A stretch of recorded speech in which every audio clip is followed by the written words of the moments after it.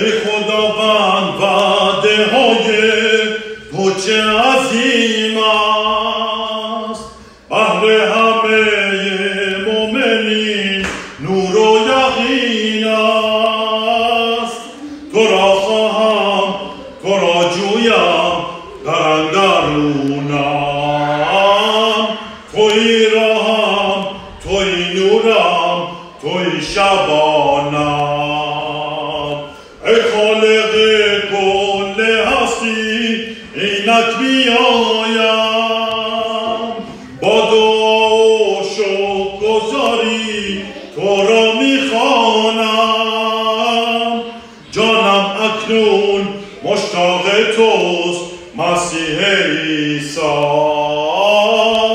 قلب مرا با حضورت مزین فرما.